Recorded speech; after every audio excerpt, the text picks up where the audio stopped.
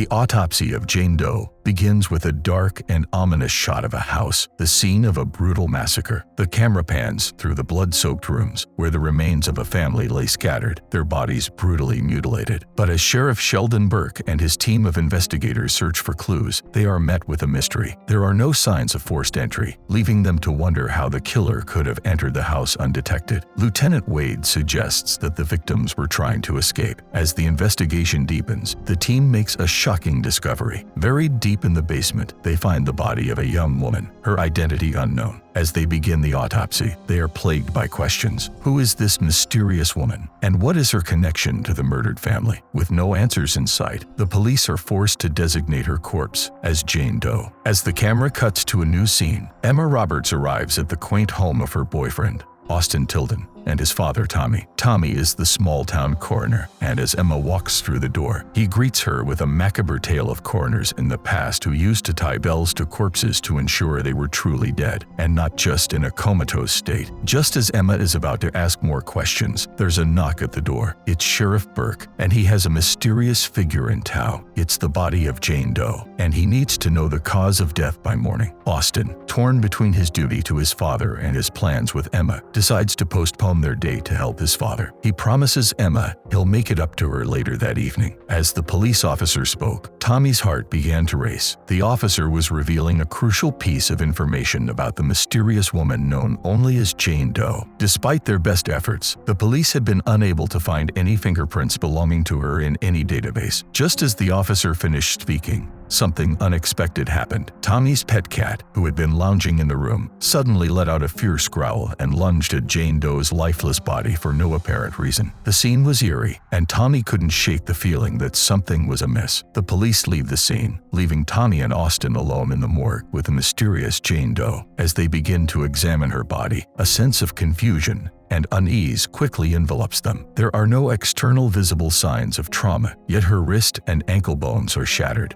her tongue crudely cut out, and a molar missing. Her lungs are blackened as if she had suffered third-degree burns, and her internal organs reveal numerous cuts and scarring. The more they delve into the autopsy, the more they discover that something is not right. Traces of Jimson weed, a paralyzing agent not native to the area, are found in her stomach. The condition of her body suggests that death has occurred recently, yet the cloudiness of her eyes suggests she has been dead for several days. The sheer horror of the discovery leaves both of them feeling uneasy and disturbed, as they begin to wonder if they have uncovered something truly terrifying. As Tommy examined the body of Jane Doe, he couldn't shake the feeling that something was off, but it wasn't until he noticed that her tongue had been crudely cut out that the full extent of the horror hit him. The realization that Jane was likely a victim of human trafficking, with her hands and feet showing signs of restraint, sent a chill down his spine. On further inspection, Tommy found something stuck in Jane Doe's throat, which turned out to be a thread. As Tommy and Austin delved deeper into the mysterious death of Jane Doe, they can't shake the feeling that something sinister is at play. Suddenly, the radio in the room begins to flicker, changing stations on its own accord, and frequently settling on the eerie tune of "Open Up Your Heart and Let the Sunshine In." The sound of something falling echoes through the abandoned building,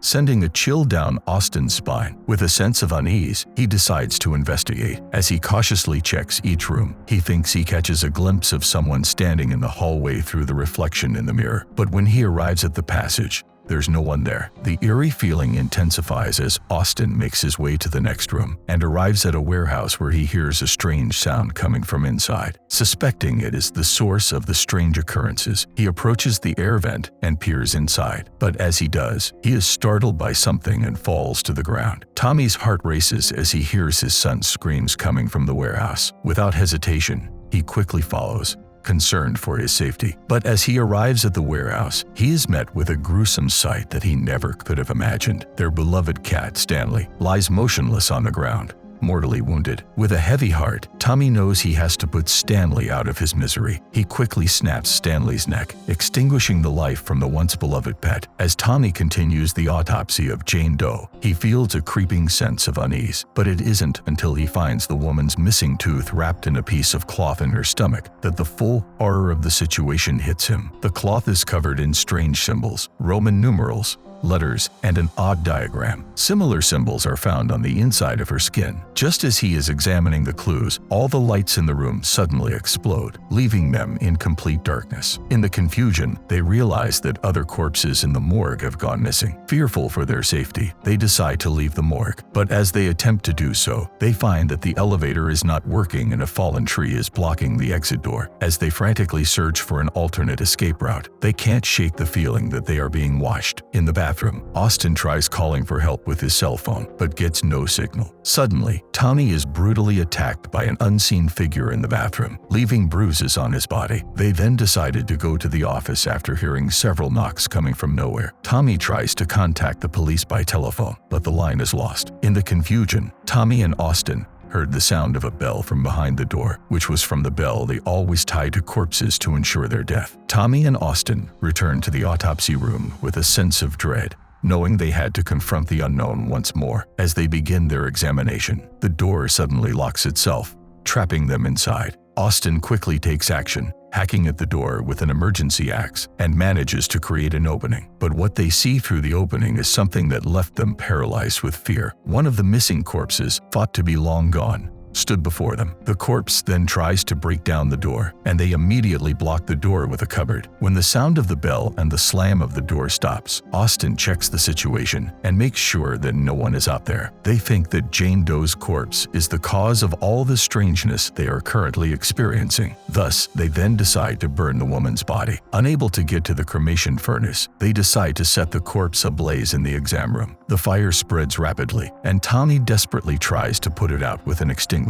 But to their horror, the body does not burn. As the elevator turns back on, Tommy and Austin try to escape, but the doors will not close. Panicked, Tommy grabs an axe, believing he is fighting off one of the animated corpses. But as they exit the elevator, they discover that he has killed Emma, who had returned to meet Austin. The horror of the situation is overwhelming, and they can only stand there in shock and disbelief. With a sense of foreboding, Tommy and Austin return to the examination room, certain that the corpse of Jane Doe holds the key to uncovering the truth about her death. As they begin their examination, they run a series of tests on her brain tissue, and the results are shocking. Her cells remain active, proving that somehow she is still alive. Further examination of the cloth reveals markings that refer to Leviticus 20:27, which condemns witches, and the year 1693, the date of the Salem witch trials. The realization hits them like a ton of bricks. In their attempt to punish a witch, the Salem authorities instead transformed an innocent woman into one, and now she wants revenge. As Tommy and Austin uncover an important fact about Jane Doe, a twisted sense of unease sets in. The sound of the bell ringing again, signaling that something is horribly wrong. Suddenly, the missing bodies try to barge into the autopsy room, and Austin struggles to hold the door shut with all his might. The door shakes violently, as if something demonic is trying to break through. Knowing that their situation is becoming increasingly dire, Tommy approaches Jane Doe's corpse with a feeling of dread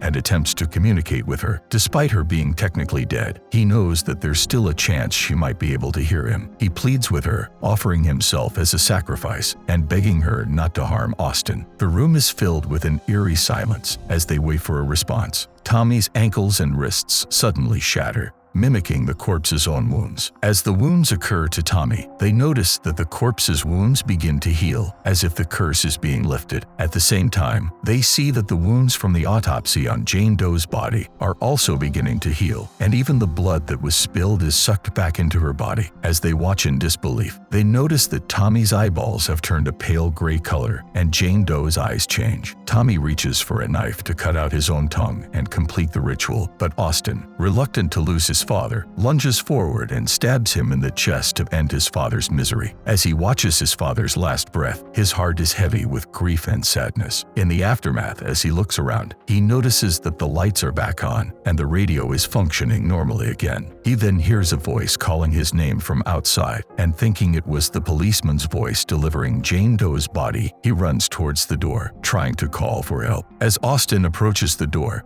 His heart races with a mix of excitement and trepidation. He eagerly reaches for the doorknob, but something seems to be still blocking it from the other side. Suddenly, the sound of the cop calling his name pierces the air, but it's quickly overtaken by the eerie melody of the song that plays during Jane Doe's autopsy. Austin frantically looks around, but there's no one in sight. Just as he's about to turn around, he's confronted with the ghostly apparition of his father's corpse. The shock is too much for Austin. He stumbles backwards, tripping over the railing. He falls to his death. The next day, the police who arrived at Tommy's house are shocked by the discovery of the bodies of Tommy and Austin. The corpse, showing no signs of trauma, is taken to Virginia Commonwealth University. During the ambulance ride, the radio plays "Open Up Your Heart and Let the Sunshine In," and the corpse's big toe twitches.